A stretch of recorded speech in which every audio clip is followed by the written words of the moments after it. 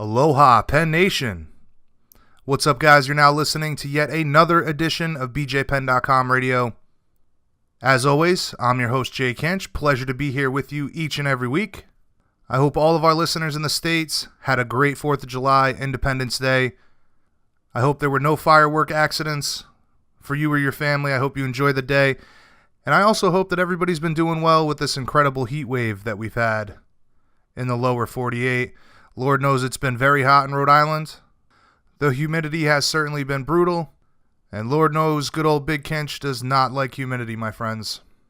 However, just like the heat we've had and the fireworks going off yesterday, there's a lot of fireworks coming up this weekend. You've got the Professional Fighters League going down tonight, the Tough finale going down tomorrow night, and of course UFC 226 on Saturday.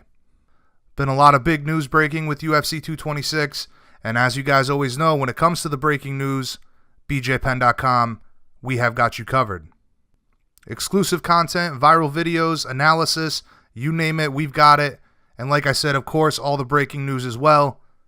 Make sure you bookmark us, BJPenn.com/MMA news. Follow us on social media. Stay up to date on the sport you love of mixed martial arts. BJPenn.com, the fighter's voice. Everything you crave from the sport you love, we have got you covered.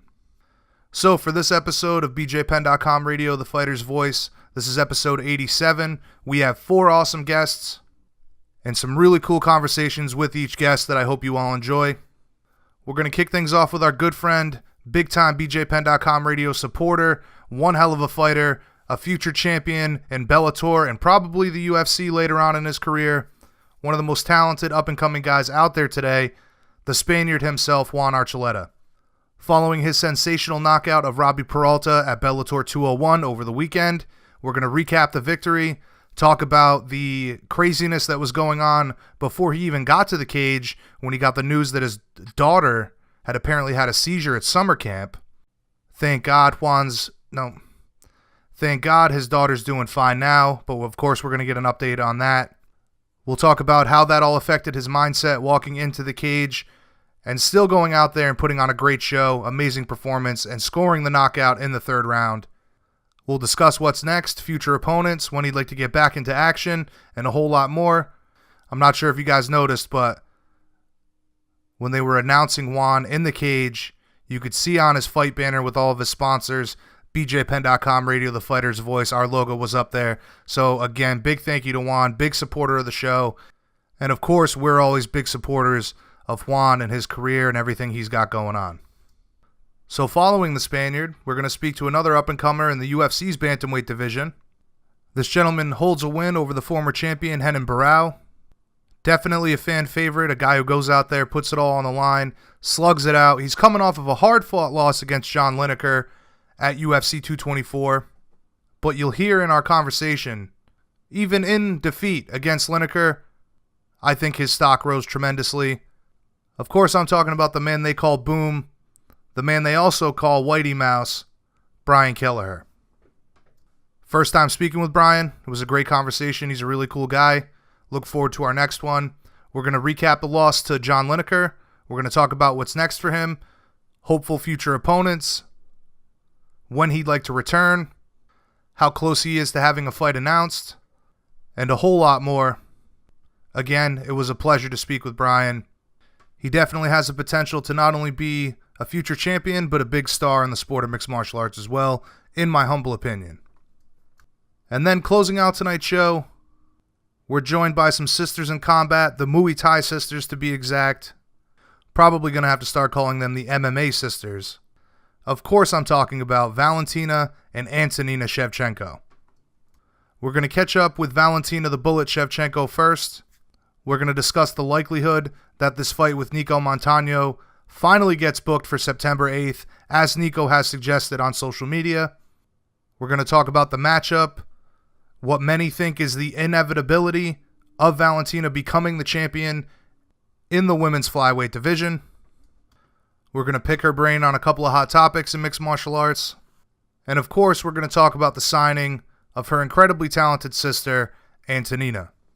So then we're going to wrap things up with El Pantera, Antonina Shevchenko.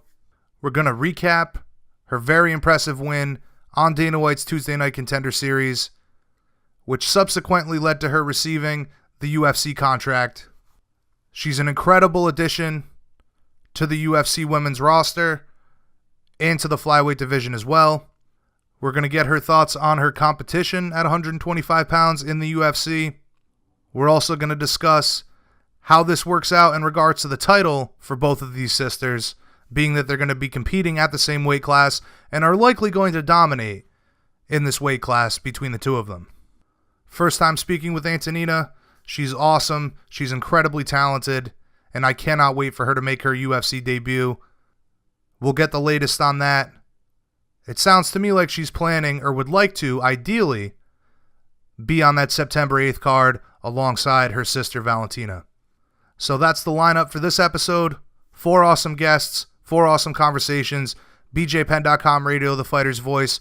We're going to jump right into it. Let's kick things off with our good friend, the Spaniard himself, Juan Archuleta.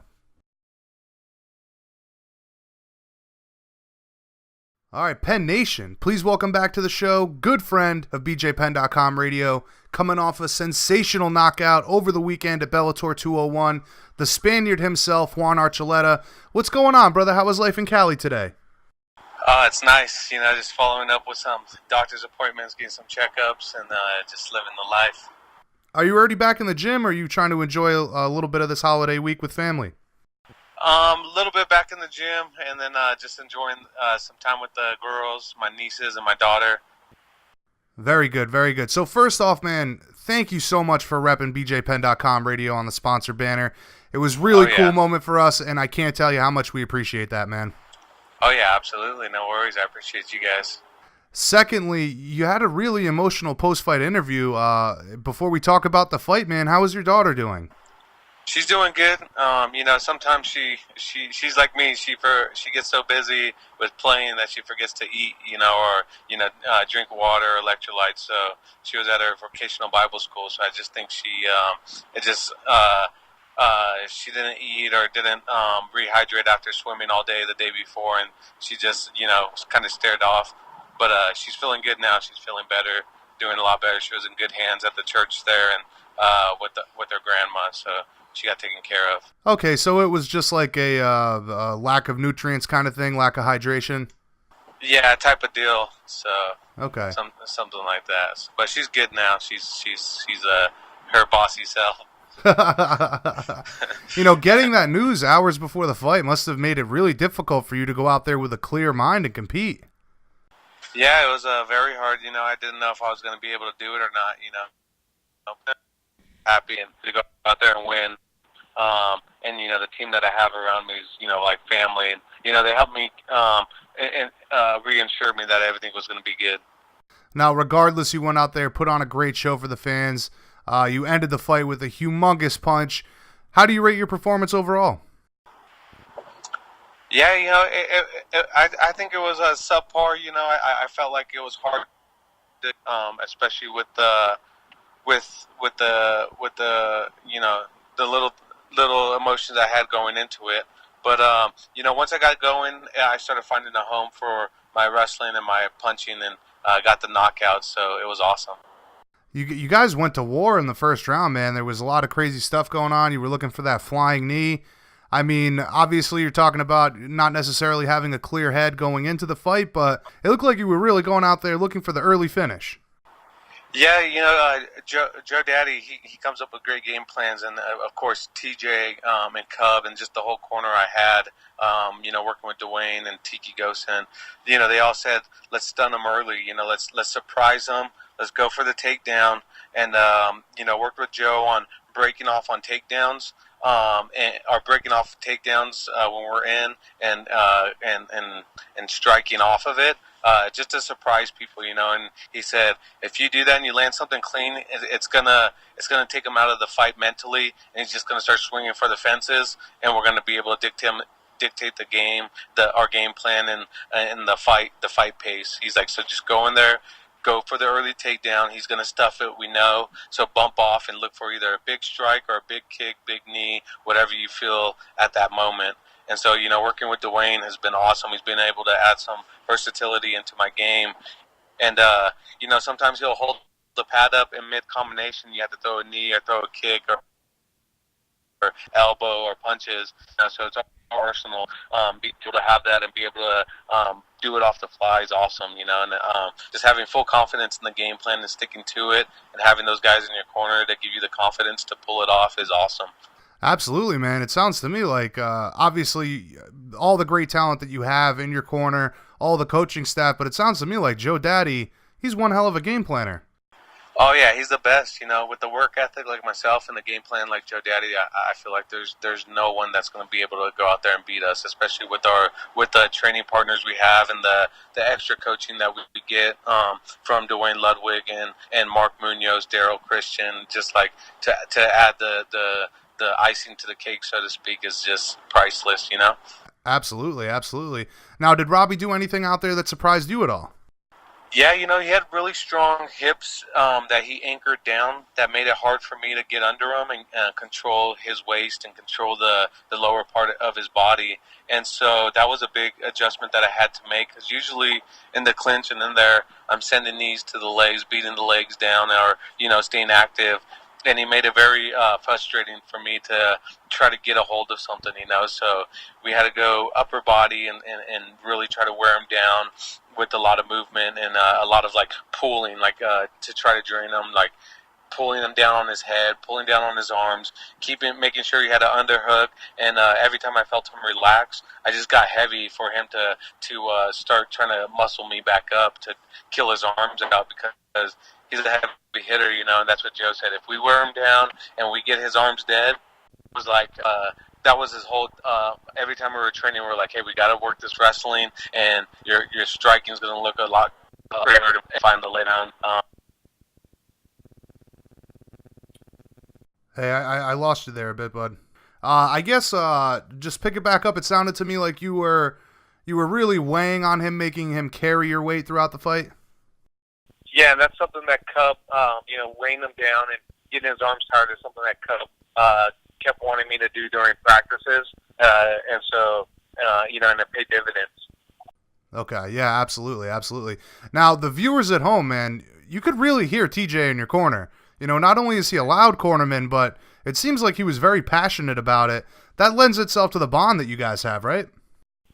Yeah, absolutely. TJ and I have grown close over the last year and a half, training together, and he's pretty much like a brother now. We spend more time with each other than we do with our wives, and it's just and it's real intimate because of the training, the dedication we put in, the time we put in. We sweat and bleed together, So to go out there and see his stand up, me utilizing his stand up skills is I'm sure it's just inspiring for him to coach with, because whatever he's calling out, I'm doing in the fight,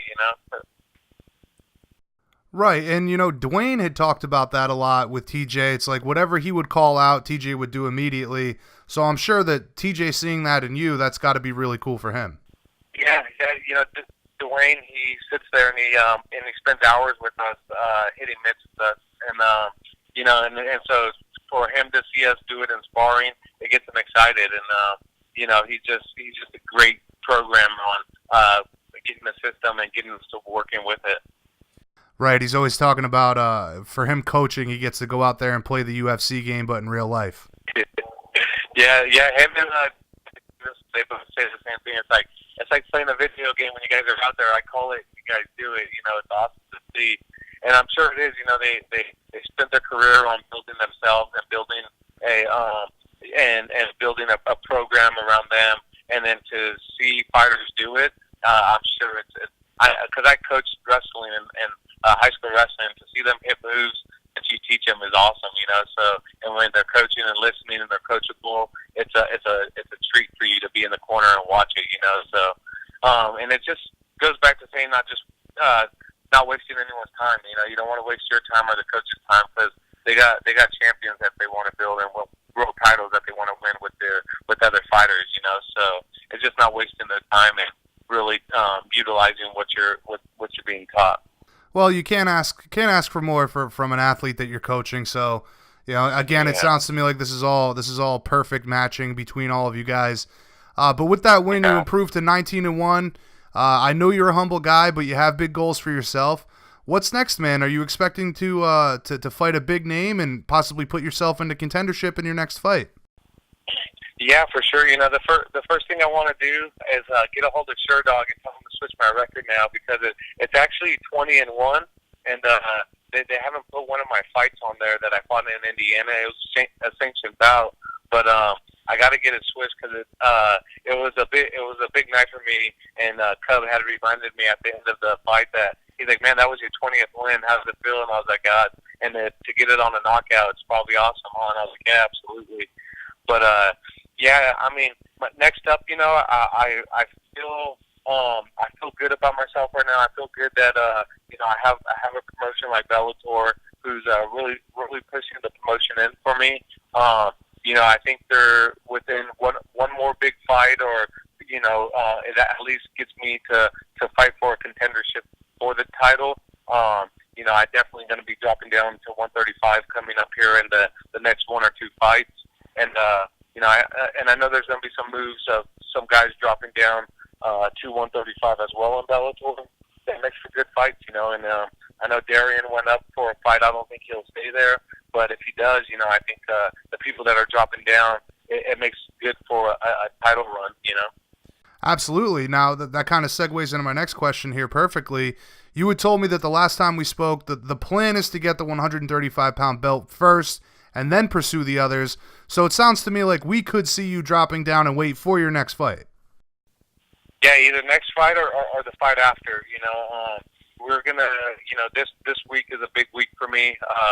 You know, and it might even lead into next week on negotiating what my next fight is. You know, it's gonna be, yeah, I'm contracted to fight 2 more fights with Bellator, and but the thing is we're gonna sit down and talk and see where it makes sense for the promotion for me to go down to. You know, the 45-pound division is stacked right now, absolutely. But I feel like 135, they need a little kickstart down there. And you know, James Gallagher dropping down and fighting on August 17th, I wouldn't be opposed to fighting August 17th either on the same card, and us leading into, you know, a bigger fight coming down later in the year, or even if Darren doesn't drop back down, if that puts me and James in talks for a title fight. Now, I mean, obviously you're mentioning James Gallagher there. Does anybody else come to mind specifically, or at this point are you just looking to talk with Bellator, see what makes the most sense as far as building up the brand and building up that division, and then you'll go from there?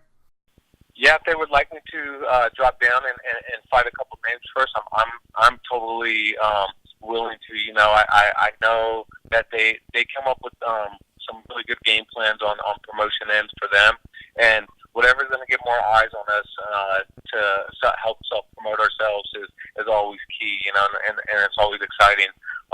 Or if they want to throw us in the mix right away and put us in there and, you know, put us on a bigger card at the end of the year for the heavyweight tournament grand finale, that makes it even better too, you know. But I know they got a lot of good things cooking right now, and to spark the 135 division, I know interests them as well.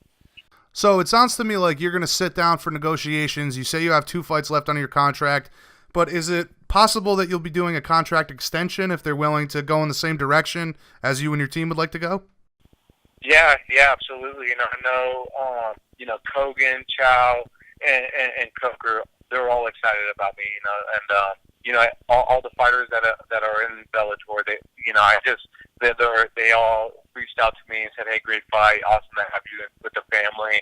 And I don't see myself going anywhere until I get some titles wrapped around my waist, you know, or at least fighting for 5 rounds.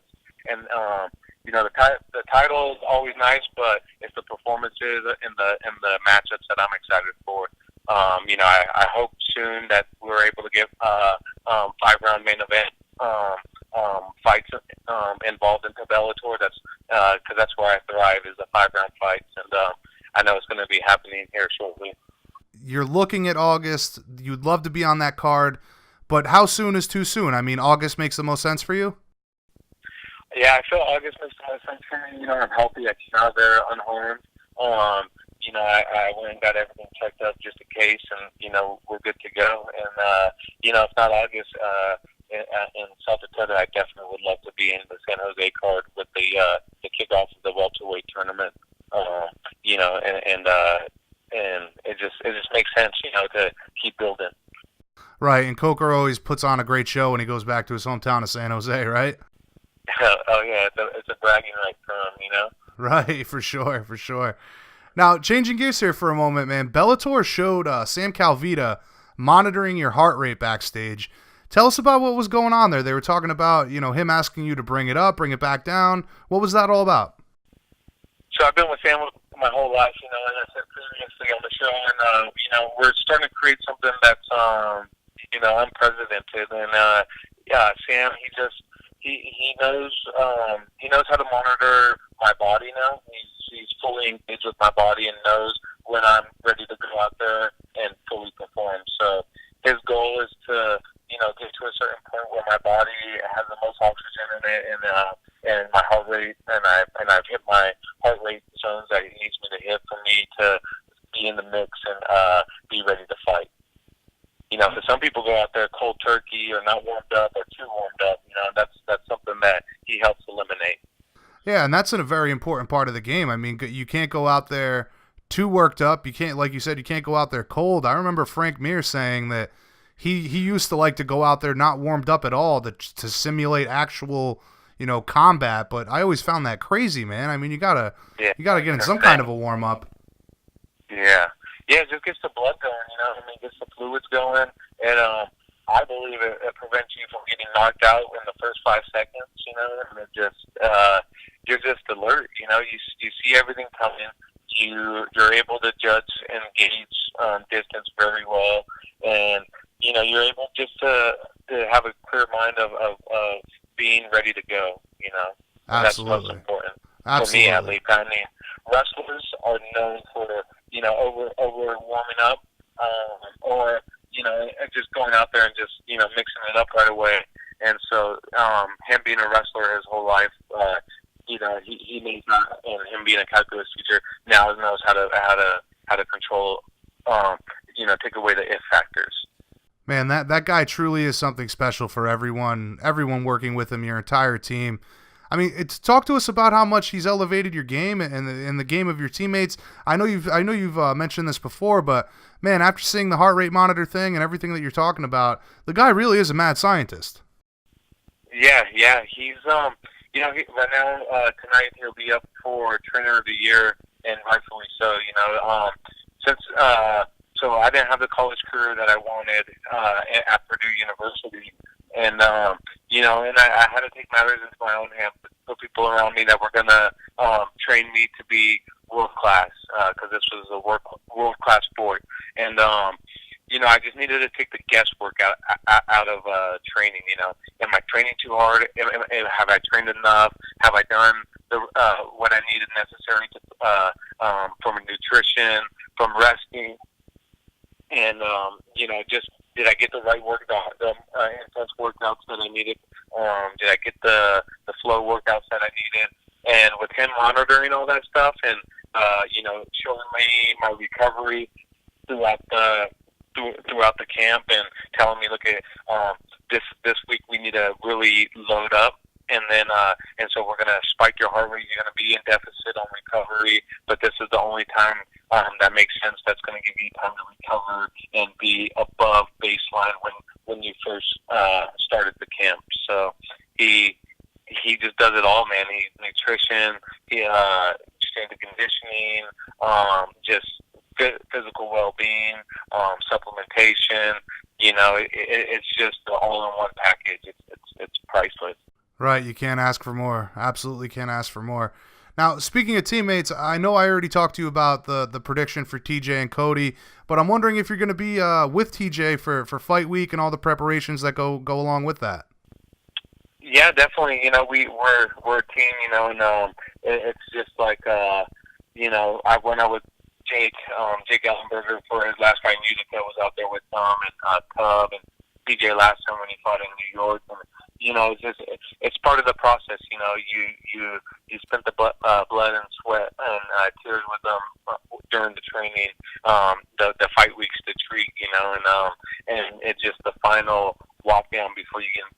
It's just you need your companionship there, and that's what we are here at the training lab. We're companions. We go to war together, and we war with each other to the end. Right, you go to war with each other in the training room. You go to war with each other, to the battle itself, and then you guys get to reap the rewards together as well. It's a beautiful thing, man. Yeah, absolutely. Especially with him and Cub on the same night, So it's awesome. Yeah. And just the type of person TJ is too. He's just like, when I had found out about my daughter, I said, hey, I'm gonna be running a little bit late. I'm dealing with some stuff with Bobby, and he's like, dude, I'll take you up right now to go get her if we need to. Let's go. And he was gonna drop everything he had going on to, help me out with my daughter. And then I said, well, let me see what's going on with her and make sure she's all right. So, it was just nice to know that the world champ would drop whatever he had just to help me out with my family.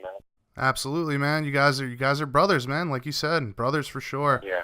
All right. Absolutely. All right, Juan, as always, man, you've been more than generous with your time, and we greatly appreciate it. Just a couple more questions here for you. Yeah. Now, I know we discussed, the possibility of you dropping down, staying at 145, but if you were to fight either champion right now, Pitbull or Caldwell, how confident are you that you'd get the win? I'm confident in both. I'm very confident in our game planning, very confident in our training to get there. I think both. I know I come out victorious. I would love to take it into deep waters and just show everyone my talent. And those are the kind of fights that scare you. And that drive you to show up to the gym every day and make sure you're doing everything the right way, no matter what. That way you leave no if factors. I think both those fights give me up and give me to be the fans will really get to see what Juan Archuleta is made of. And I'll have to dig deep on both fights, but I know I come out victorious. All right, so just to recap, you're hoping for August. You're hoping to drop down to 135, but we could possibly see you stay at 145 as well. Yeah, definitely this next fight, I think I will be staying at 145. Actually, I know I will be. So I'm gonna lay out one more fight for 145 before I make the drop down to 135. Okay, and August is the target date. Yeah, August 17th in South Dakota. Okay, cool, man. Cool. That's Sioux Falls. All right, man. So anything you think we missed or anything you wanted to get off your chest today? No, man. I just want to thank the team, my family, and everyone that's been supporting me since day one. I want to thank you for having me on your show. It's awesome. The work I've been putting in has been paying dividends, and to be on your guys' show and be since the beginning, it's truly humbling, and I appreciate it. And I just want to thank all my sponsors: Boost Mobile, Snyder Services, Steve Martin with Legacy, Elite Sports USA, just Virus, and just all those guys that make things happen. It makes my life easier when I get the support of a team behind me. Quality Environmental. That was the deal with the mask and the hard hat that I had on that night. Was they took care of me, and so I wanted to walk out with their logo because I thought it was a cool logo. And so the guy got it ready for me and got to walk out and put it on after the fight. It was pretty cool, And I just thank Bellator for letting us be ourselves in their organization. They don't care who you are as long as you're yourself. They're gonna love it. They're gonna support it. And the team there that gets things done, their social media crew, they did an awesome job helping us promote ourselves and making sure we were on our game and just followed up with everything to make sure we're doing the right things to promote ourselves. They spent countless hours helping promote us, and all the fans that showed up, I appreciate them too. It's an honor fighting on the home crowd and just having everyone there supporting, rooting, and my brothers and my sister and my nieces, nephews, and everyone, my mom and dad and my wife there, and their support is just awesome and priceless. Yeah, I got to tell you, man, I actually meant to ask you about that, the whole thing with the gas mask and the hard hat. It's pretty cool, though, man. Like you said, I talk about it on the show all the time, that the sport is all about character, so it's nice to know that that Bellator truly is embracing that. And it was almost reminiscent of like Genki Sudo, that entrance, you know, like with the whole get up and everything. It was really cool stuff, man. So I look forward to the next one. I greatly appreciate all the love and support you give us, man. It's certainly reciprocal. I found that this business is all about relationships. So, you know, the better relationships that we can have with very talented guys like yourself, I'm very grateful for that as well. I'm certainly looking. Nice to have BJ there, Kate Side and Dan Henderson and Hans Molenkamp. You know, after the fight, they all came up to me and they were just like, "Dude, that was so awesome," you know. And it's just like, for the pioneers of the sport to come up and tell you that is just it's cool, you know. And then especially for BJ, because BJ's just a good friend and just a lifelong favorite fighter, as well as Dan Henderson coming out of Victorville. And to hit him with that overhand right at the end, just happy and ecstatic about it is awesome. Right, you hit him with an H-bomb in front of Hendo. Yeah, I saw the picture. I saw the picture of you and Hans and BJ and Dan. That must have been really cool, man, to share that moment with those guys. Yeah, absolutely. It just like reinstills like confidence in yourself. You know that being yourself and being who you are. It's okay, you know. You don't have to change your personality just to try to get a couple extra fans or make a couple extra bucks. It's a lot easier just to be yourself and get because people truly know who you are and you become true friends, you know. And it's awesome. Absolutely. Well, again, man, I greatly appreciate the time. I'm certainly looking forward to the next fight. All the future has in store. Always an absolute pleasure speaking with you, brother, and I know we'll catch up again soon. Much love, Juan. Have a great 4th of July, my man. And we'll talk again soon, brother. Oh, yeah. Happy Independence to all your fans as well. Thanks for all your fans for tuning in. I appreciate it. All right. Thank you very much, buddy. You have a good day. All right. You too.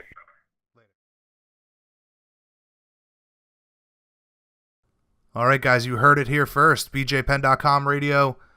Juan Archuleta plans to take on James Gallagher in the near future to determine the number one contender for Bellator's 135-pound title. That would be a tremendous fight. I look forward to it. And honestly, if you guys didn't see that finish over the weekend at Bellator 201, you need to go take a look. After hearing the stuff you went through mentally going into this fight, just hours before, walking into a cage to throw down with another guy that wants to take your head off, you find out some traumatic news about your daughter, and then you still go in there and have a great performance. Man, Juan really is something special. I look forward to the next fight. And again, big shout out to him for all the love and support. We've always got his back.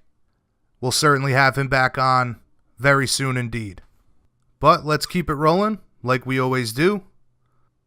Coming up next, UFC bantamweight, fan favorite, a guy that always leaves it all inside the octagon when he competes. This is BJPenn.com radio, the fighter's voice. Coming up next, Brian Kelleher.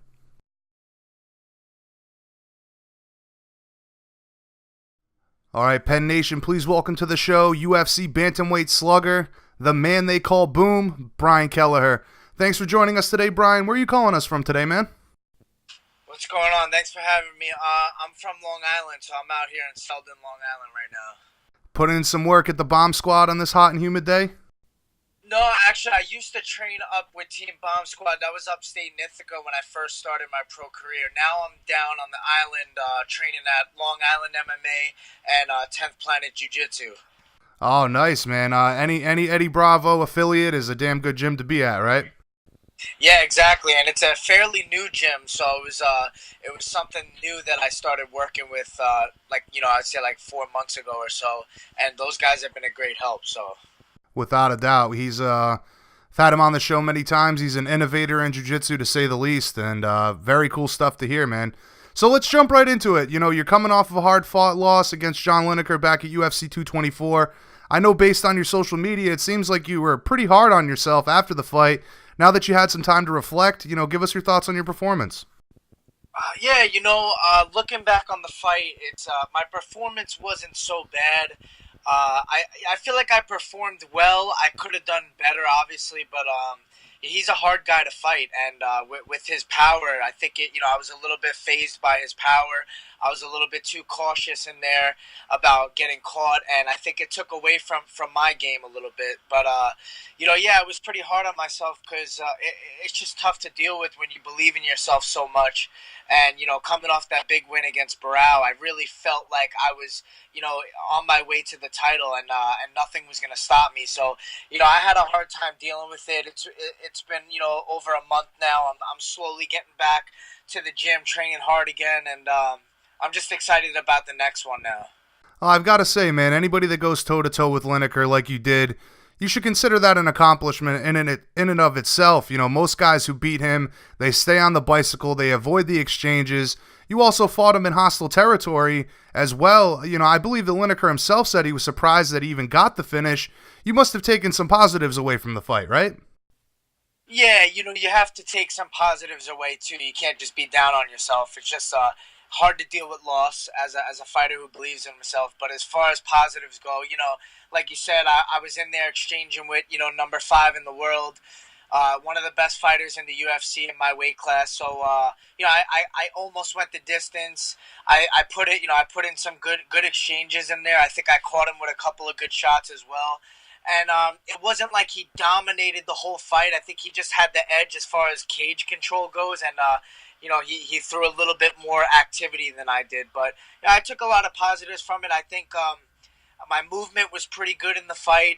I was landing some good shots, but he was just getting the better of me inside the pocket. And in the end, he caught me with a shot that I didn't see, and that was hard to deal with in itself. Just my first time I've been knocked out in my career in like 30 fights, so I kind of had to deal with that as well, which was difficult. Well, again, man, this sport has a ton of ups and downs. It's always a roller coaster, and you just got to get back on the horse and get back to it. And on top of that, man, you've gone 3-2 in your UFC career so far. You're in one of the most talent-rich divisions. Needless to say, I'm sure you feel as though the best is yet to come for Boom. Yeah, there's wins and losses. That's just how this game is. The best guys in the world lose. I put a tweet out like that. Not to say I'm comparing myself to, the world champions that are currently fighting, but, it's like the best guys in the world lose. That's the bottom line. That's how it is. No matter who it is, except for John Jones and Demetrius. I mean, those guys are something different, but most people have to face loss in this sport and come back from it, and it's how you deal with it. And right now I feel motivated. I'm training really hard in the gym. I can feel that fire, coming alive inside me, and I feel like you get burnt out a little bit in this sport. Back to back fights. I like to stay active, but I needed a little bit of a break to start to enjoy training again, and I found that. So, just looking forward from here on out. Yeah, I talk about that with a lot of people that I end up interviewing about how that passion, that fire, like you said, when you compete so often, it takes away from that fire, and sometimes it takes a little bit time off, a little bit of reinventing to really find that passion again and that thirst that initially got you into the sport and craving greatness as, getting a title. Yeah, exactly. I'm a very psychological person. I think a lot. So for me, I've thought about that a lot. Like, what did I feel like when I was fighting those guys before I got in the UFC to get myself to the UFC? Like, what was that feeling I had? I had this crazy fire in me. I was loving training. I was putting in a lot of the extra time. And, I feel like along the way somewhere I got comfortable and I'm living my dream. I'm in the UFC. I'm fighting these guys. Yeah, I'm fighting hard. I'm leaving my heart in the cage. But I feel like there's just something different as far as the motivation in training, and, there's a different motivation when you're struggling to get to that point than when you're there already, So I feel like this loss, one positive I could take from it is that now I found that again. To get back on my feet, get that passion going, and really enjoy learning again and getting better, because training for fights is different than when you're just training to learn and taking your time. There's a different intensity leading up to a fight, and it takes away a lot of the time to actually evolve and get better. Absolutely, man. I was actually just talking about this with Yancy Medeiros last week. Unfortunately, fans in this sport are pretty rough. You're only as good as your last fight, which is very unfair for everything that you guys go through, but it drives me nuts to see the keyboard warriors and everybody that thinks they know what they're talking about when they've never once in their life stepped into the cage. And the reality of it is, like he was talking about, you spend so much time, months on end, preparing for a guy that is on the other side of the world or wherever they may be, training to take your head off. And the intensity and all of the things that go along with that, man, it's incomparable, and most people have no idea what that experience is like. So it weighs heavy on the mind for sure. Yeah, 100%. It's hard to deal with, because you kind of have to tell yourself, like, you kind of have to just find acceptance. Like, it's going to happen. There's haters out there no matter what. You could be knocking everyone's head off, and someone's going to have something bad to say. So it's like, you just kind of have to find an acceptance to it. Let it, have thick skin. Let it just, pass by, and don't really get hooked on it too hard, because you can't focus on the negatives. I mean, it's always going to be there. You just got to kind of like dust it off and keep moving forward. And that's what's going to make you is how you react to loss and stuff like that. Yeah, for sure, man. I think every fighter should take that advice of trying to get some thick skin, because, sometimes you see a lot of sensitivity in this sport. But so what's next for you, man? When would you like to get back to action? And do you have any ideas on an opponent? For me, my manager and me, we recently spoke, and I think he's in the works with something. I can't really say specifically. I'm actually not even sure 100% who the matchup is with, but, I would like to get back in there by the end of August, maybe early September. I don't want to rush back in there. Coming off a knockout like that, I don't know really how long I should wait. I personally feel great right now. I've had no, negative symptoms or anything like that. I just started drill sparring a little bit, getting touched a little just to, feel things and get my confidence back on with that. And I feel good so far. As far as staying in shape, I'm always training twice a day. I'm dedicated to the sport, whether I have a fight or not. So I'm always ready to take opportunities when they come. It's really just up to what they offer and when they offer it. I'm ready to go, as soon as the end of August, I'd say. How long was your medical suspension after the fight with Lineker? They said it was 90 days, I believe, and I think that leaves up until August 12th. So I think the end of August I would be cleared to fight. Okay. So obviously that makes sense timetable-wise. I know you can't talk to us much about, the inner workings of what's going on in regards to getting an opponent, but in your own personal opinion, what matchup makes the most sense for you at this point? It's tough because for me, I feel like when you come off a loss, like you really have no say. And like you said, I mean, even with the business and not just the random fans, like you're as good as your last fight. So it's like, whatever the UFC offers, I say yes. You know what I mean? Like, I just need to get a win, get the next contract, get a new 3-fight deal, and then we can start calling some guys out. I just feel like when you lose, you really have no power to say who you want to fight or who you should fight.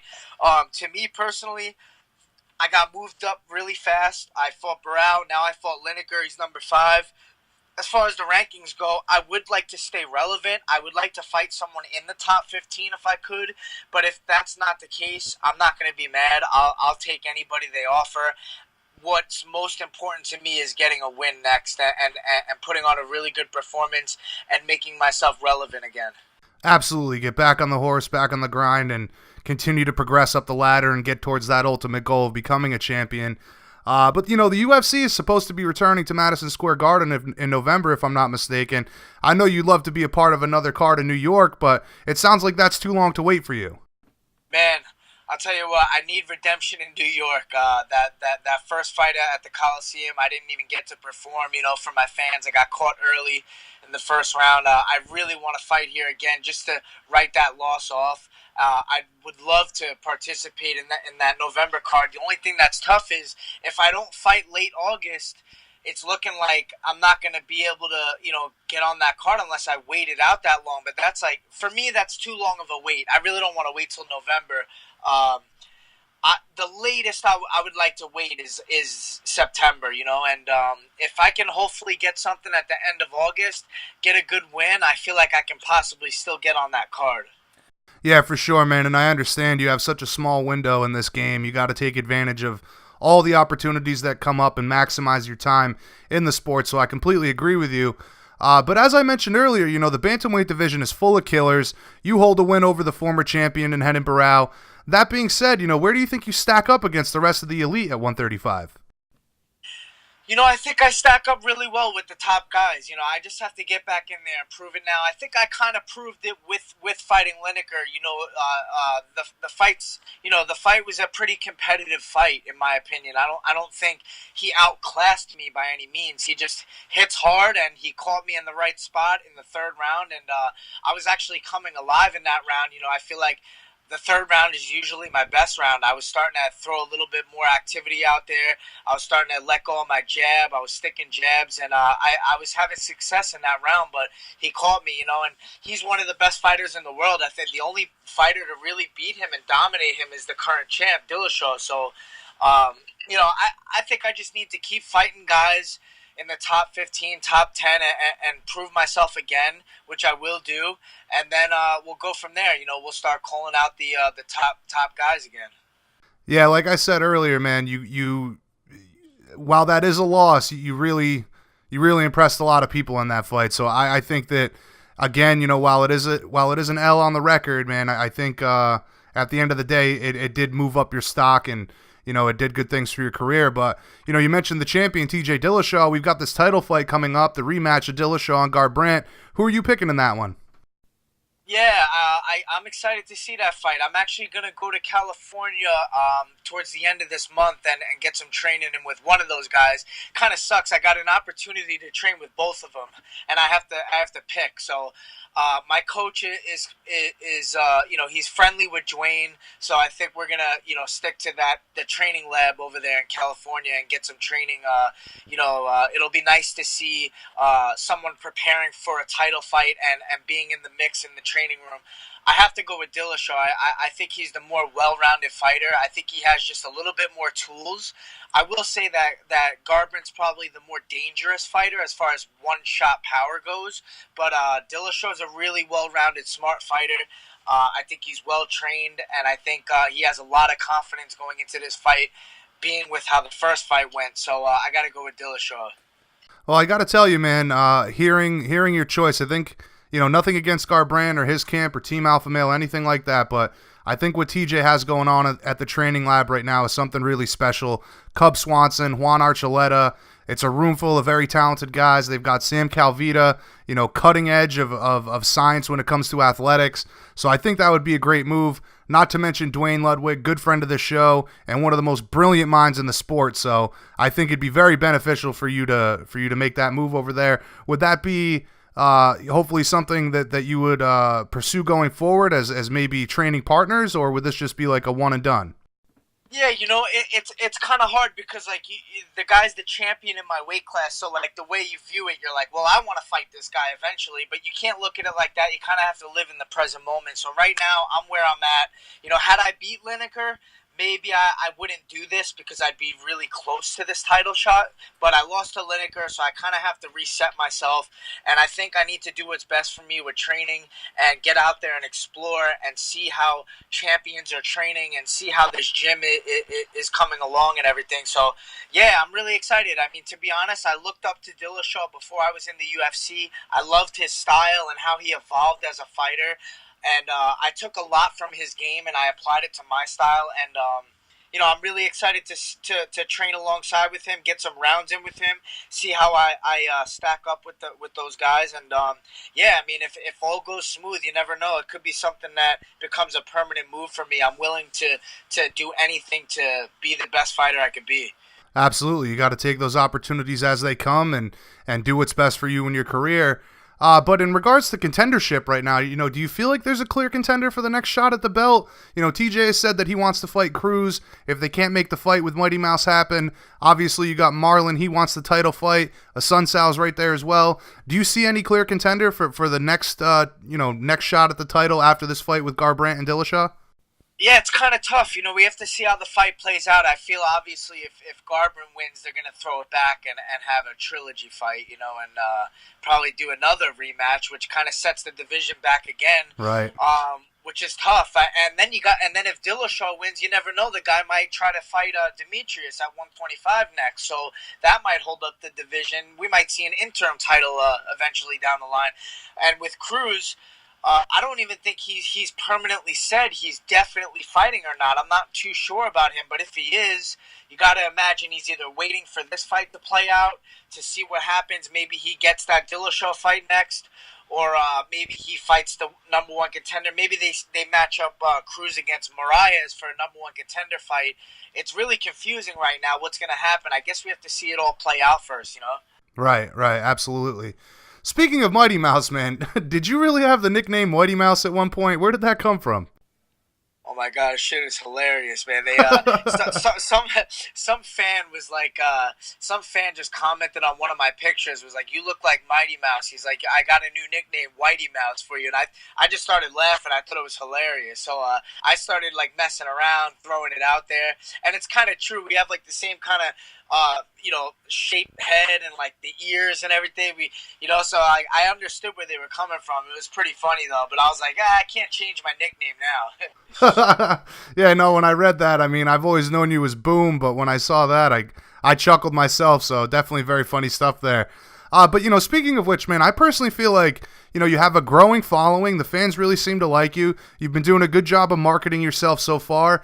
How important is it for you and up-and-coming fighters like yourself to get that following and that fan base these days?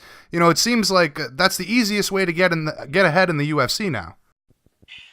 Yeah, 100%. And there's really no exact way to do it. That's the hard thing. It's like nobody teaches you how to do this. It's kind of like business. I mean, you have to promote, you have to market yourself, you have to network with different people, and I feel like it's always something I could do better at. It's hard. You might want to start a podcast. You got to hustle. You got to get out there and talk to fans. You got to travel the world and train with other fighters who have big followings and get on their Instagram and take pictures with those people. Like, anything helps, So for me, I just try to do whatever I can, but also keep it genuine and be myself. I'm just not the type of person to be like trying to make friends with everybody just because it might help my fan base. It's hard. So you gotta pick and choose what you want to do to get your name to get bigger, and I think try to break down fights and put out some YouTube videos and training videos and just stay active on social media. Pretty much is a big thing.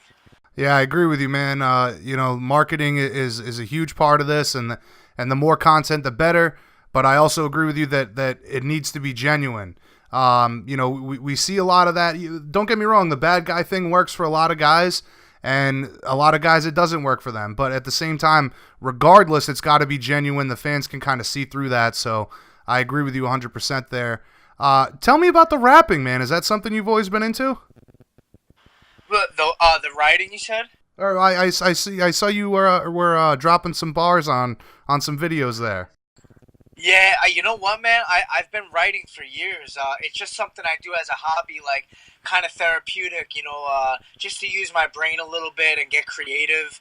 I have probably 20 pages of just straight freehand writing, rhymes, and I just kind of have fun with it. I throw a beat up on YouTube, and I rap a little bit and record some videos. I actually really would love to get in the studio one day and really record like a mixtape or an album and take it more serious. It's just like MMA. I try to use this platform to do the best I can to network. And right now it's hard because when you're not the biggest name out there, not many famous people really care about you. But if you become a champion, then there's so many famous people start to give you opportunities and reach back out to you. Like, yeah, man, come by. Like, I'm waiting for that opportunity because I really want to get in the studio. It's funny, I was actually just recently tweeting with Tyrone Woodley because he's coming up with an album supposedly with Wiz Khalifa helped him or something. So I was like, yeah, it must be nice to be friends with Wiz, that's an easy in right there. But I don't know. I would love to start making music for real. It's just I have to find a producer and get in a studio, Well, I'll tell you what, man. I think that I agree with you, right? You have to get with somebody that's a big name, but not necessarily, man. There's so many talented people out there that just haven't made that noise yet and got that recognition. But I think it would be really cool for Obviously you say Tyron's in the works of dropping an album, but hey, man, get out there before him. Be the first MMA fighter to drop an album. That would be dope. Yeah, definitely. I think, I just got to network and meet the right person that I can, have. Because the producing is the hard part. Like, I don't know much about that, using the system to make it sound crystal clear, good quality sound. But I write so much that I have so much writing. I could probably publish all my writing and try to do something with it. At least try to come up with some book or something with all the writing that I've done. I definitely should take it more serious. Well, I tell you, man, I got a lot of friends that are into music, and that's one of the things that I stress to the most. The stuff I learned in college is it comes down to mastering. You need audio engineers, people that really know what they're doing when it comes to putting a track together, mixing it properly, mastering it properly. Because, I've got buddies that are great on guitars, and they like to think that their recordings sound awesome. And I'm like, dude, if you actually got in a studio with somebody that knew what they were doing, it would make a huge difference. So that's something cool that could be on the horizon for you, man. I really look forward to that. But real quick, off topic here, what do you make of the UFC moving the weigh-ins back to the afternoon? I seem to hear like an even split on, for and against it. Where do you stand on it? Yeah, I was just recently talking about this. I feel like the morning weigh-ins are definitely more healthy for the fighter as far as the brain goes and the fluid in the brain and rehydration and stuff like that. Supposedly, there's some study out there says you need like around 72 hours to fully recover from weight cutting like that for your brain. So it's like, to know that, I'm like, man, I'm all about morning weigh-ins. I mean, I never had a problem with it. I never struggled with it. So I like the morning weigh-ins for myself. As a fan of the sport, I do remember really enjoying watching guys face off when they were on weight, and you wanted to see that mental warfare and how they looked when they cut the weight and how the face-off was and everything. I thought that brought like good drama to the sport, and I miss those old weigh-in days with the shows like that. But man, it's all about the health of the fighters. So I got to go with the morning weigh-ins. I think 99% of the fighters are in agreement with that. So we'll see what happens. Yeah, Valentina Shevchenko had said something to me earlier this week. She said, why not just have the ceremonial weigh-in, but if you want to weigh in earlier on, just let the fighters do that. Because like you're talking about, everything that we're learning about hydration and making sure that the brain is hydrated, it sounds so crucial in a sport where, you get concussed every time you go out there almost. So very important stuff. And all the science that we're learning, man, CTE and all that, it seems like a slippery slope for the UFC to be playing on. But at the same time, I get what you're saying with the tension of the weigh-in, seeing the guys both dehydrated and drained, and the tension that brings for that stare down. It's just tough, man. I wish that they would not do this, but at the same time, you just kind of got to go along with what the boss man says, right? Yeah, it's tough because it's like they're gonna make the rules and you just gotta follow them. I mean, not one single fighter is going to be able to change the whole system, So it's like, as fighters, we really all need to be on the same page for something to change and for us to take the same action. But that's just not the case, It's like the power is with Dana White and the top guys making the decisions for them, and we'll see what he does. I mean, hopefully he listens to the fighters and he lets us have a say, because all the fighters I've heard so far are about the morning weigh-ins, and I agree with you. If you want to leave it up to the fighter to come at 4 o'clock and weigh in then if he needs more time that day, then yeah, by all means let him do it. But I think that's more of a commission issue. I don't think the commission wants to be available all day. I feel like they want to get it done at a certain time and that's it, and they don't want to have to be like there in the morning then there at night. I don't know if that has anything to do with it, but we'll see what happens. Right. All right, listen, man, you've been more than generous with your time. Just a couple more questions here for you. So realistically, how soon should we expect to have a fight announced for you? I really feel like something's on the horizon. I would say probably within the next couple of weeks, I'll have something to, that I could probably announce. Obviously the UFC likes to announce it first, but my manager did call me.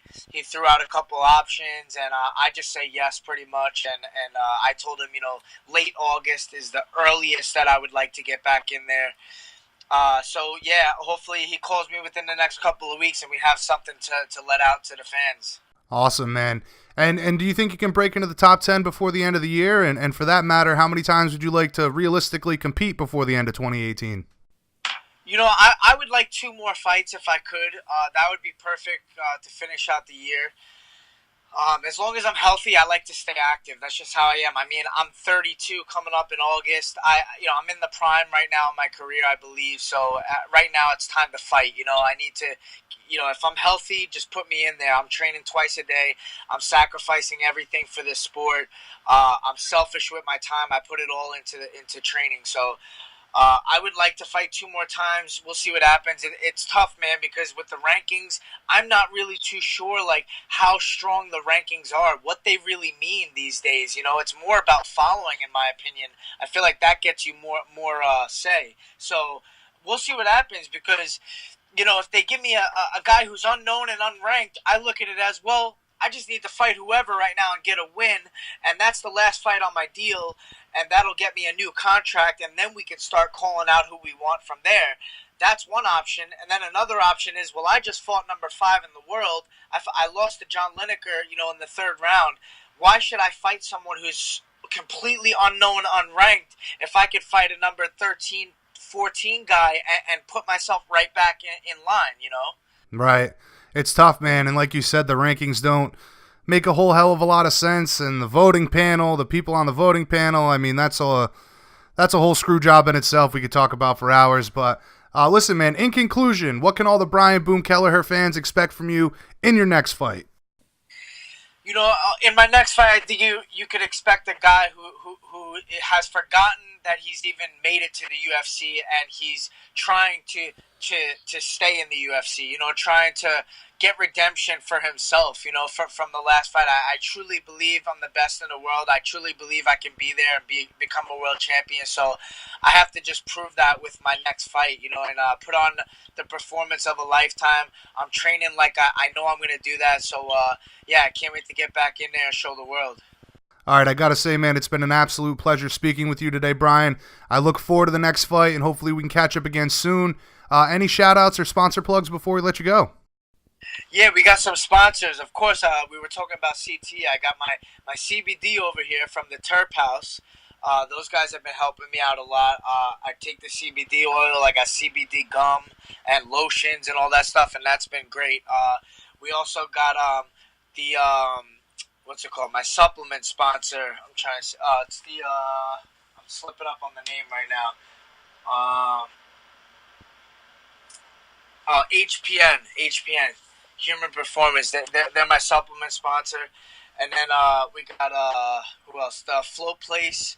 I've been doing the float tanks and cryology, Vita cryotherapy as well. Cool, man. I got to tell you, I talk to a lot of fighters these days that are doing the CBD thing. I think it's very beneficial for all you athletes and a wise move on yourself to get involved with that. I think that'll probably be the next cutting edge, facet that fighters go to recover and do everything they can for their bodies. But listen, again, man, I greatly appreciate the time. It has been an awesome conversation. I hope you enjoyed it as well, and I hope we can catch up again soon. You have a wonderful day, my friend. Yeah, thanks a lot. And also, I messed up before on the letters. The supplement sponsors MHP. My bad. So, MHP. Shout out to those guys, and thanks a lot for the time. I really appreciate it. All right, brother. You have a wonderful day, man. All right, you too. Have a good one. Later.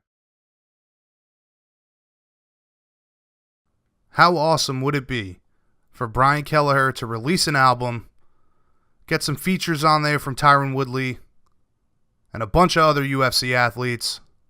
I think I'd buy it. But seriously, very much looking forward to his next fight.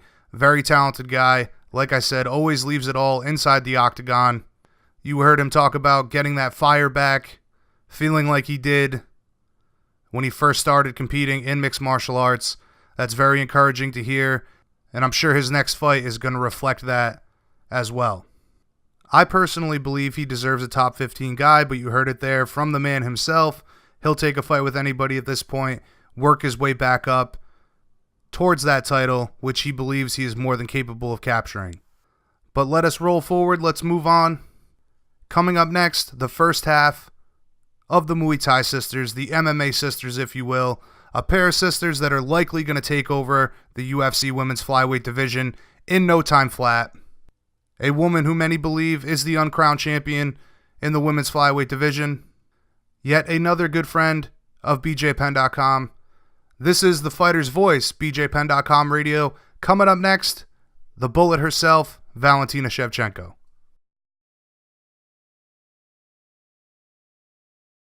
All right, Penn Nation, please welcome back to the show the number one contender in the women's flyweight division and a woman who many believe is the uncrowned champ already, the Bullet herself, Valentina Shevchenko. Thanks again for joining us, Valentina. Where are you calling us from today? Hello, Jason. Now we are in Las Vegas, and we finished our training camp, Antonina fought, and we are still here, like just enjoying the nature around here. Yeah, I saw you were down at a river recently, getting in a swim and whatnot. You're always on the move, it seems. You guys like to do a lot of traveling. Yes, it is. This is our lifestyle because we are not sitting in one place never, and trying to explore as much as we can. And of course, the big part of our life it's water. I would say so. It doesn't matter. Maybe it's lake, river, or ocean, but it has to be somewhere by the water. That's awesome. I'm from Rhode Island. There's a lot of beaches around here, so I can totally relate. There's nothing better than the ocean. I totally agree. All right, so listen, as always, there's much to discuss, but let's start with this inevitable title fight. Nico has said that she will be ready for September 8th at UFC 228. You've said that you're going to remain skeptical until the contract is actually signed. Has there been any update on this fight becoming official? So no updating yet. The last information is this is like we have. So she said she is ready for September 8th. I said, yes, okay, let's do it. But like I say, I cannot believe just in words because already she said once that she's ready for July 7th. And when you see went back to her and say, okay, let's do it July 28th, she said no. It's like, I don't know if you are saying July 7th, but then they're giving you some extra time for preparation, and then you said, okay, I looks like I'm not ready. Hopefully this time for September 8th, it will be, if she said that she's back for the training, she's actually ready for the fight. So hopefully it will be till the end, like she's saying, and just waiting there, like when UFC will get the location for their event, and we will have our agreement to sign, and we will start to do our preparation and just do our job, our work, and make the fight happen. Now, I know you were pretty bummed out at the idea that you could have fought on International Fight Week, right? Yes. So that I know that's a shame. Obviously, it's one of the biggest cards of the year. But, September, that's only around the corner at this point. You've been campaigning for this fight since your win back at UFC Bellum in February. Nico said she needed the surgery, and she got very defensive when she was accused of avoiding the fight with you. Do you believe that she needed the surgery as much as she said she did, and this time to address the injuries, or do you truly feel as though she's been ducking you?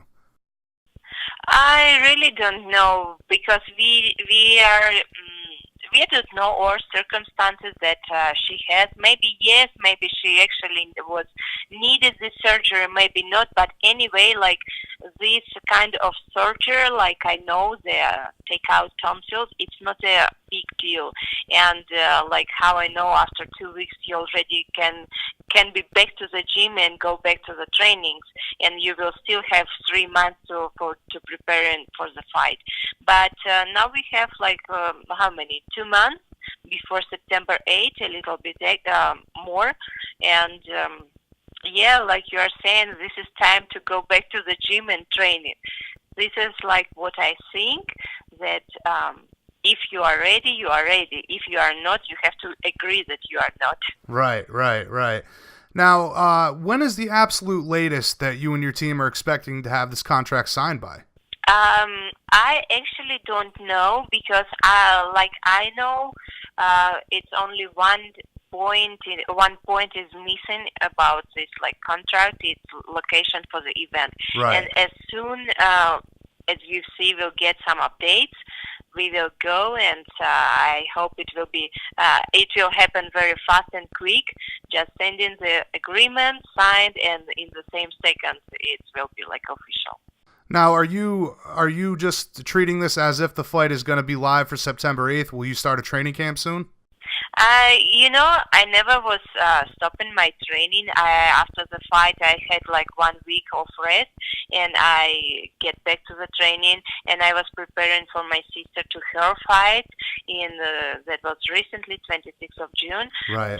So I every time was in shape. Now I'm in shape. So I don't have to start it over my training camp because I already in not bad shape.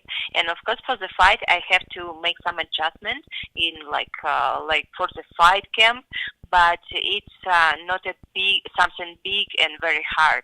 So it's actually all the same that I was doing every time.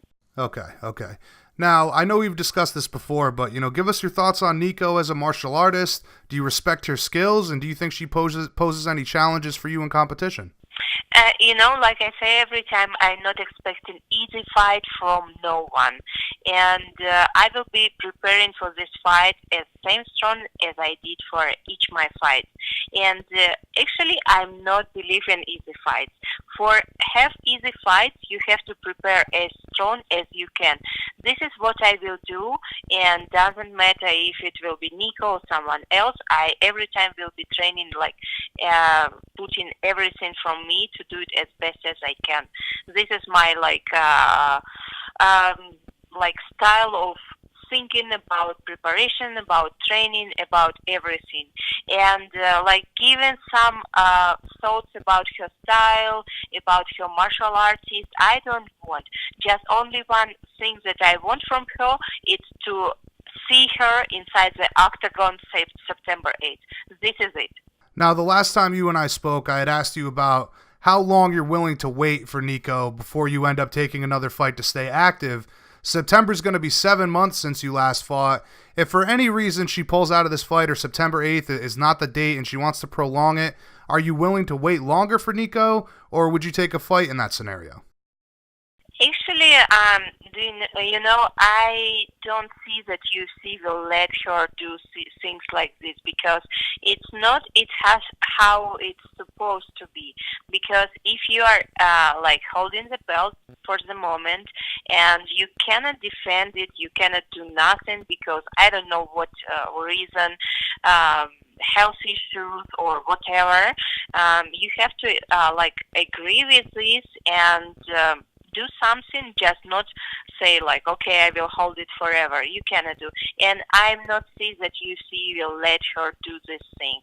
So it will be a long time enough since her fight, and I don't see that she will have any options. Just accept the fight, and if she will not accept the fight, I think it will be not very good things for her. Yeah, so you believe that not only will the UFC pressure her into taking the fight for September 8th, it's been enough time, it's time to defend the title, but if for any reason she says no to that, you believe that the UFC will go ahead and strip her or maybe put you in a fight for an interim title? And actually, I don't see any reason from her to say something like this because she's already said that she's healthy enough. She's get back to the training, and she already started her training for the fight. So I actually don't see any reasonable reasons to make it happen. So you're optimistic this time around? Every time. I just see the things like it is without putting some imagination or put some emotions. No, I just see it like it is, and this is how things for the moment we have it. Right. So assuming that this fight is a go for September 8th, I'm sure you'd also like to defend the title before the end of the year. I know you intend on being an active champion. It's very early to say about this because first we have to fight for the title, and the main part is the victory in this fight. That's why I I never like to plan something that it still has to be working on, and that's why I prefer to put the goal in front of me, like a first step, and after make it complete, thinking about the second step. That's why for me it's still a little bit far. I'm focused on winning the belt, and this is for me more important than thinking about next plans that I have. Absolutely, one step at a time, right? Exactly, and all power, all thoughts, everything, all energy to this step. Not putting for 50% in here, another 20 in here, 30 in here. No, all 100 only for getting there, what you want right now. Absolutely, absolutely.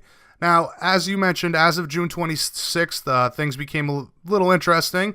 Your sister Antonina won the fight in dominant fashion on Dana White's Tuesday Night Contender Series. She's now in the UFC.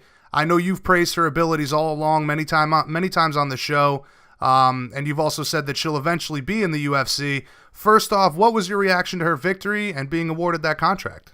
Oh, I'm so happy for her, and it's amazing thing because she every time she is working so hard, she's training very hard, and it was for this fight she was preparing she had her long training camp, and she made her diet for 125. She she has very hard discipline in this time, and she did everything correct, everything right, and it was the result that all we wanted,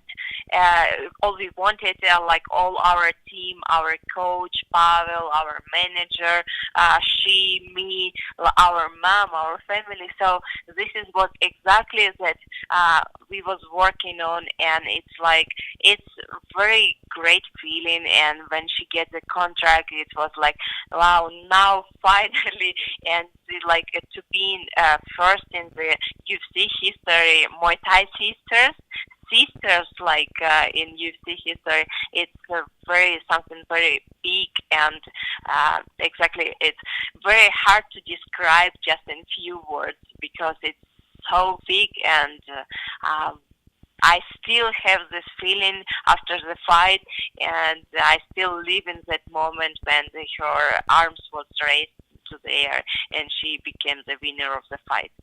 So it sounds to me like this is, like you said, you've made history. You're the first ever sisters in the UFC. She's finally there with you. It's all still a little overwhelming for you. I'm sorry, can you repeat the last one?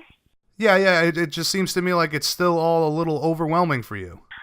Yes, and it's now when she's in here, and we are both in UFC, just waiting. And I was asking her, and a lot of people, they was asking her too about when she want to come back to the fight and have her first UFC fight. And she said right here, right now, right away, I'm ready for the fight. And she said okay, maybe in the same card for September 8th. It will be a good idea too. Right. That was going to be my next question. I'm sure you're both already planning on the possibility of being on the same card together. Yes, it will be something that we had practiced for a long time, because in our Muay Thai competition, we every time was competing in the same event, and we had a lot of times when we had to fight in the same day. Of course, at different times, and every time we had the same experience. And from other part, for our coach Pavel Fedotov, it will be more easy to prepare us, because it will be we both will be preparing, we both will be fighting, and then everyone can rest. Right. So he will not focusing on first prepare me, then prepare Antonina, then again. So in this case, we have a rest, but he never. And if we will fight in the same event, so everyone from us can rest for a little bit. Right. It's going to be incredibly valuable to not only train with your sister throughout a camp, be able to go hard together, but for your coaching staff as well. I think it would be awesome. The first ever sisters on the same card in the UFC would be truly a special moment. You have trained together all these years. You've both had extensive careers in combat sports.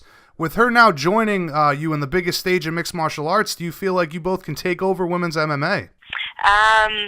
For sure, it's like some big step for female MMA, and now we can see how different it is now if compare, for example, like years ago. When I was starting my MMA fights, it was like back to 2002, 3, 4, 5. Like in this time, it was so difficult to find opponents, and it was almost impossible.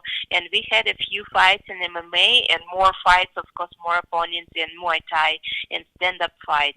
That's why this is only one reason that like for about like more than some 10 years, we was focused more in training on stand-up fight, in Muay Thai fight.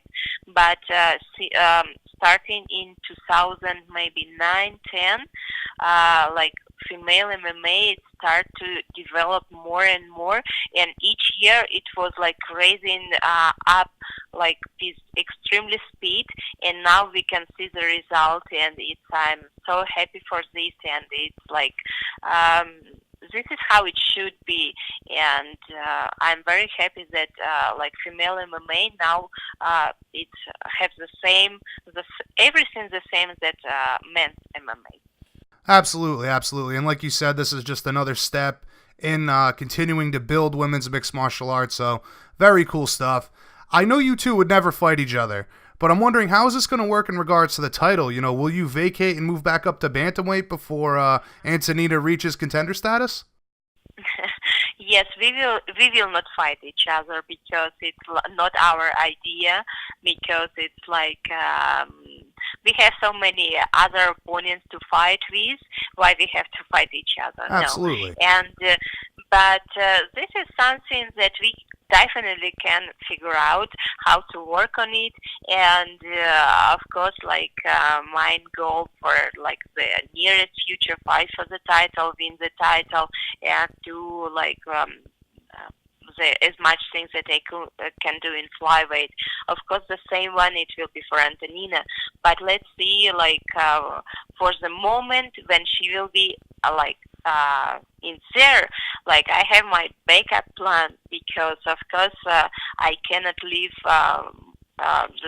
in the same situation that it's right now after the fight with Amanda, how it was, like the decisions the judges took, and this is definitely we have unfinished business with her, and that's why we have I have a lot of plans for how we will deal with this situation between me and Antonina. Okay, fair enough. I just figured that was the obvious choice. I know you said that you wanted to fight Amanda again. I just assumed that by the time Antonina reaches contender status, you would be able to vacate, go challenge her, that being Amanda. But listen, something off topic here. I wanted to get your take on Dana White saying that the UFC will be going back to the afternoon weigh-ins. What was your reaction to that? Is it good or bad for the athletes? You know, for me it's totally good, and for me it's okay, because I never cut too much. In 125 I'm cutting with training camp and all diet. I already in the fight week I'm 130, and just a few 5 pounds for the last day, it's totally nothing, and that's why I agree with this one, and I will be happy to have back this type of weigh-ins, but also, for example, it would be some of the nice idea if it will be like from the morning to the afternoon, you have this all time for making your weight, okay, and if you are ready for the morning, you can do it in the morning. If you are not and you are still have to cut something, you can do it afternoon. So for me it's okay, and I totally agree with this mind of weigh-ins. So that's an interesting point, though. I mean, obviously you're saying that you have no problem making that weight at, say, 4 p.m. In the afternoon, but you'd also like to see the possibility of being allowed to weigh in as early as whatever time in the morning, but the cutoff time being 4 p.m. when everybody has to go on stage and weigh in. Of course, why not? It will be like more easy. If you are ready, you are ready. Right. If you are still like cutting your weight and you have few pounds to lose, okay, you will have some extra time to make it. And this is a good point. And like everyone who needs some time, they will have some time. But who are waking up in the weight, okay, can do their weight and feel free to prepare for their fight. Yeah, because I think that's the big issue here is the idea of people staying dehydrated for so long. I know that's the big point that all the fighters are saying that are against this, but regardless, that would be a great idea, just having a big gap of time to be able to go and weigh in. But listen, Valentina, we greatly appreciate the time as always. Just a couple more questions here for you. Getting back to the fight with Nico, I know you're always very respectful of towards your opponents, but if you could say anything to encourage her to sign that contract as soon as possible, what would it be? I looks like I was saying so much things to her, not only me, but everyone around her. They were saying the same things that I don't know what else it can be saying in this situation. I think she is clever enough to understand everything, and clever enough to understand this is like her. What she has to do, because she's a fighter and she has to fight. That's why, I think she understands everything, and not much to say here. Right, it's part of the job. You're a fighter. You're supposed to fight. I completely agree with you. And when the fight actually happens, assuming it does go down on September 8th, how do you visualize it playing out? Will you be as dominant as you were in your last performance? I will do my same style, using everything that can help me, and doesn't matter for me. It will be stand-up ground or whatever. I will do my job, and every time my coach Pavel, he's preparing me in everything, just to have strong sides from everywhere, and accordingly with the movement of my opponent, I will choose on the fight what plan, what game I will choose. This is I was doing every time, but of course the main thing is destroy from the very, very beginning. It never stop before the very, very end. Well, we certainly look forward to the fight and your championship reign. Always a pleasure speaking with you, and again, thank you very much for the time. Any shout-outs or sponsor plugs before we let you go? Of course, firstly, I want to say thank you very much for every single person who are supporting me, because it's really amazing, and I know you are everyone there. They're waiting this fight, same as me, and we are everyone ready for this fight happen, and just I hope soon we will have some updates, and soon I will have some good news for everyone. So as soon as I will get some, I will post on my social medias, and this is the most what I want to say, and this is the main support that I have. Absolutely. I know you've got a ton of love out there. Everybody at bjpenn.com certainly loves you as well. So we're looking forward to the fight officially being announced. Very much looking forward to the fight actually taking place. Greatly appreciate it again, Valentina. Enjoy your summer, and we'll catch up again soon. Thank you, Jason. Thank you. All right. Have a good day. And I'll say it again. That's the future champion of the UFC's women's flyweight division. Tremendous work ethic. Incredible skills inside the cage. Very marketable outside of the cage. A huge following. I personally think all that's left is for her to capture the title before Valentina becomes a huge star in this sport. But you've heard from one sister, let's hear from the other. Coming up next, bjpenn.com radio, the fighter's voice, El Pantera, the second half of the Muay Thai sisters, Antonina Shevchenko. All right, Penn Nation, please welcome to the show the newly signed women flyweight prospect, the sister of our last guest, La Pantera herself, Antonina Shevchenko. Thank you very much for joining us today. How does it feel to officially be on the UFC roster? Hello, thank you very much for having me also. And it feels good, feels great. Of course, I'm happy because all hard work that we did with my training camp, with my coach, with Valentina. So now it's finished and finished good. I got the victory, I got the contract. So it's very happy now and time for rest a little bit. Now, you went out there on Dana White's Tuesday Night Contender Series. You finished Jamie in the second round. I'd imagine you were pretty happy with your performance overall. Yeah. Of course, I wanted to finish the fight earlier to show first of all that I won this contract with UFC, and I'm happy with my performance. So we planned, everything was going according to the plan, and that's fine. Well, it doesn't get much better than a dominant finish to impress the president himself, Dana White. Did you have any doubt that you would be one of the athletes to receive the contract offer?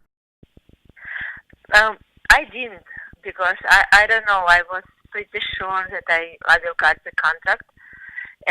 But, it's still always you don't know before it's done already. But I was hoping, yes, I have it.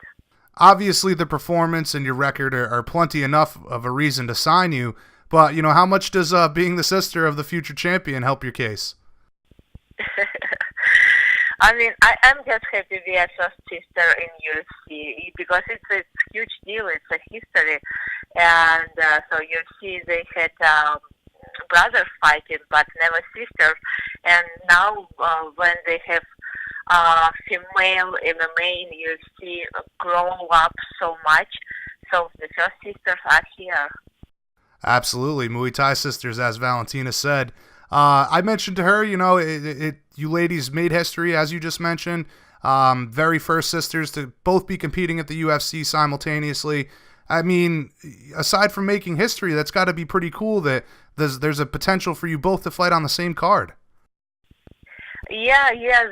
Like I said, also that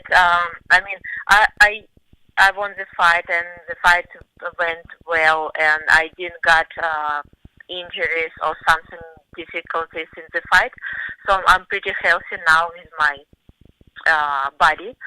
And I would like to come back to the octagon as soon as possible. And if Valentina will have this fight on September 8th, what we hope will be like this. So I would like to fight on the same card with her. It's just like, I think it will be very exciting.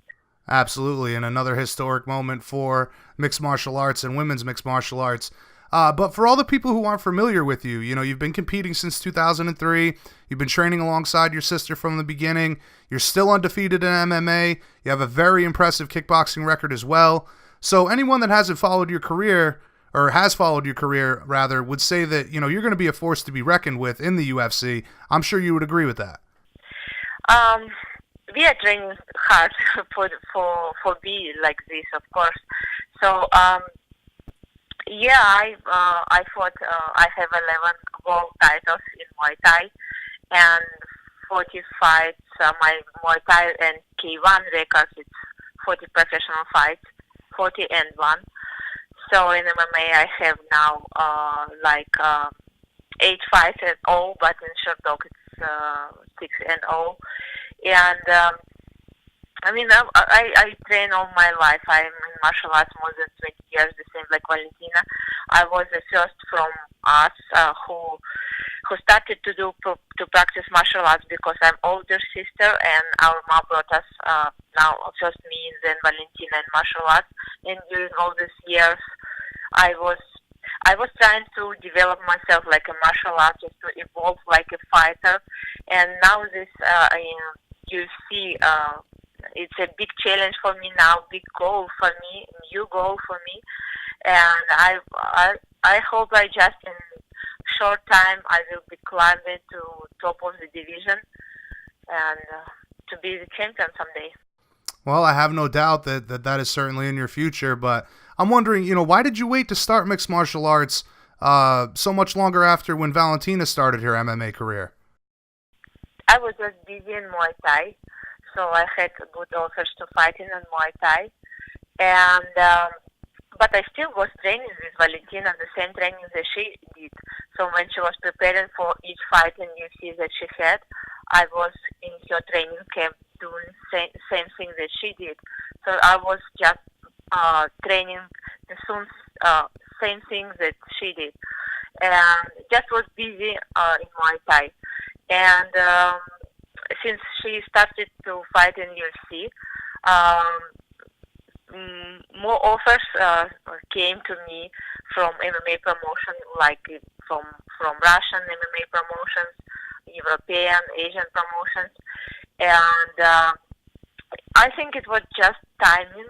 It was right time already to start little by little to come back to MMA, and it was the same, I think, desire of me to do something more, to come back in MMA, to do something more, not to be in another world Muay Thai title and another.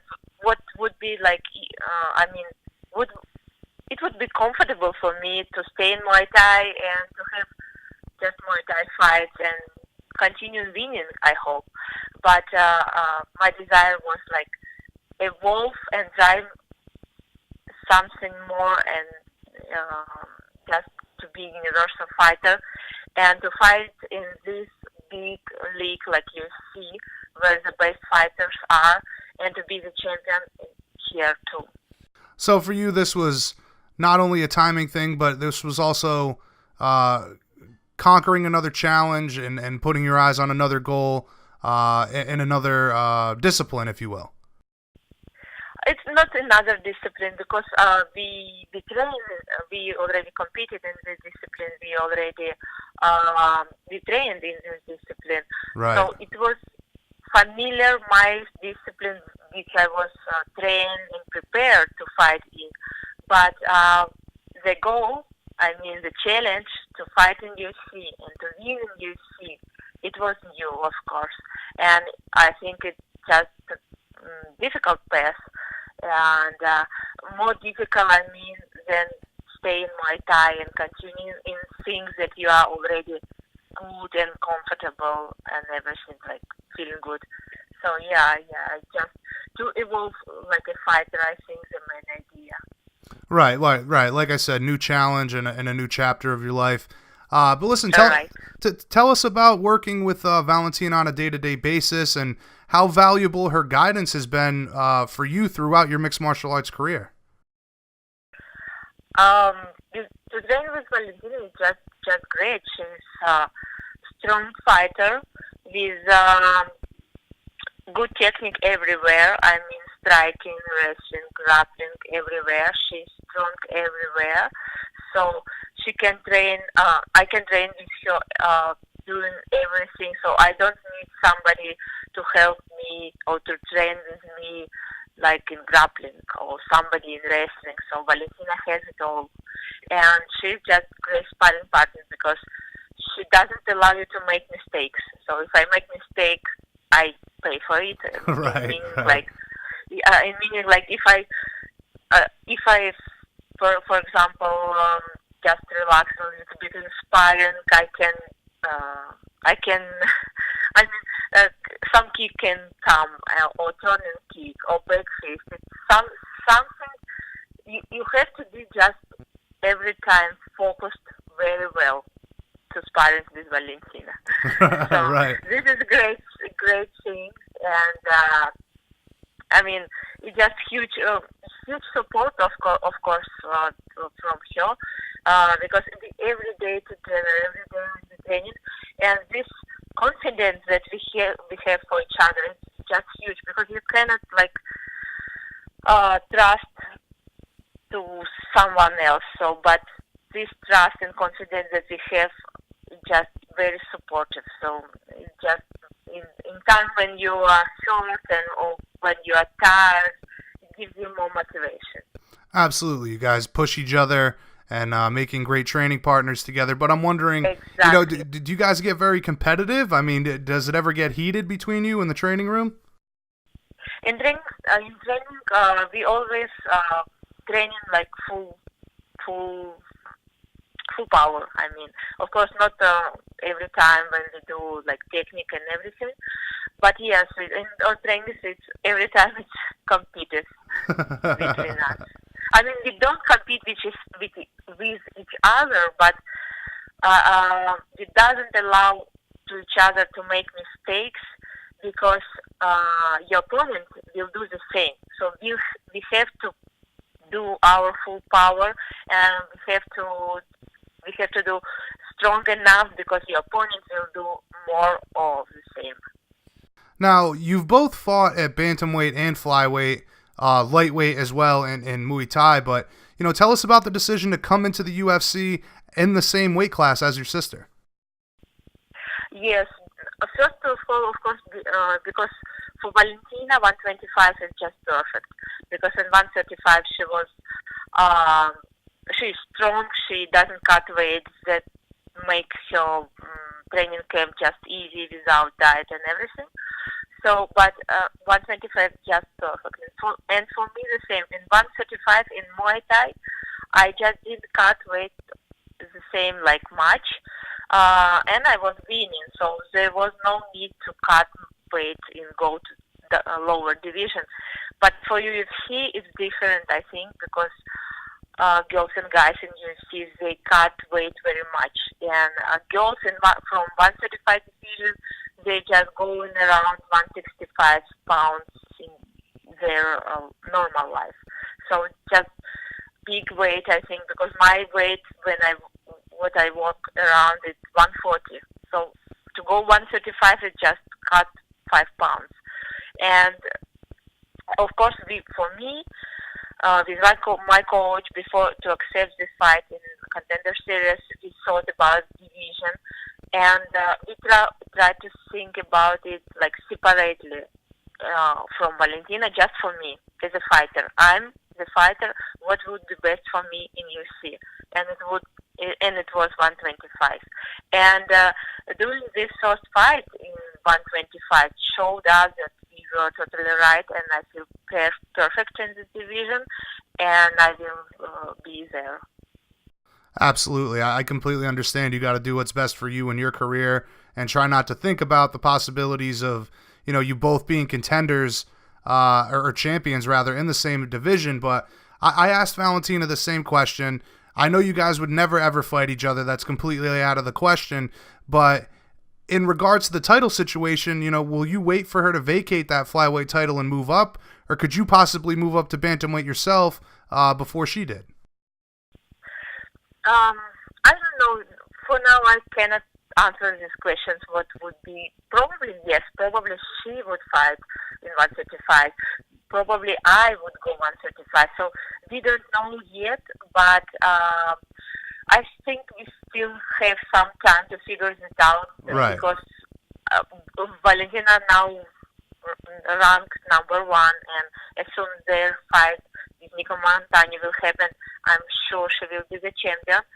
And I still have some time to climb on top, so, right. So we'll figure it out later, I think. How quickly do you expect to be able to make that number 1 contender status? 125 is a bit of a shallow division at this point. I think you'll be able to make it up there relatively quickly. I hope so, because that is my plan. So first of all, I will be training hard and work so much for doing this. It will depend on my health, on time, on fights that UFC will give me soon or later. But I'll do everything to climb the faster I can. Without a doubt. Have you put any thought into what matchup would make the most sense for you for your debut, or any matchup in particular that interests you, or at this point are you just looking to get back in there as soon as possible and the opponent is irrelevant? I don't know. It's all totally depend of UFC, and I think in some days we'll figure out with UFC about my next steps. But there are so many good girls in the division, and they're like division now is forming. So we'll see. I think it totally depends on UFC now. How cool would it be for both of you to be bantamweight and flyweight champions simultaneously? Yeah, that's right. To be the champion in the division, it's cool. Of course, it's if it is UFC, and it's just huge goal. And this thinking of this, it motivates me every day. All right, listen, Antonina, I greatly appreciate the time. Just a couple more questions here for you. How many times do you think you can compete this year? Before the end of the year, what's realistic for you? How many times before the end of the year? Yeah, I'm wondering how many times before the end of the year do you think you'll be able to compete? I think I'm able to compete like 2 times. I hope. I don't know if it would be September 8th and one more before the end of the year. I would like to do this, but of course it not only depends on me. So my part, 2 fights. Okay, very good. And in conclusion, what can all the fans expect from you in your UFC debut and your career with the company as you progress up the ranks? I will do everything like to win all the fights that I will have, because it will make me go faster to the top. So definitely I will work and I will train as hard as I can. Do not get injuries, because it's like making slowly all the process. So I don't know. I will evolve like fighter, train hard, and to do as much as I can, and to show the best fights as I can on the octagon. Well, I have no doubt you've been very exciting to watch outside of the UFC, and I'm sure you will only continue to live up to that in the UFC. Pleasure speaking with you today, Antonina. I look forward to our next conversation. I certainly look forward to the future and what it has in store for you within the UFC. Any shout-outs or sponsor plugs before we let you go?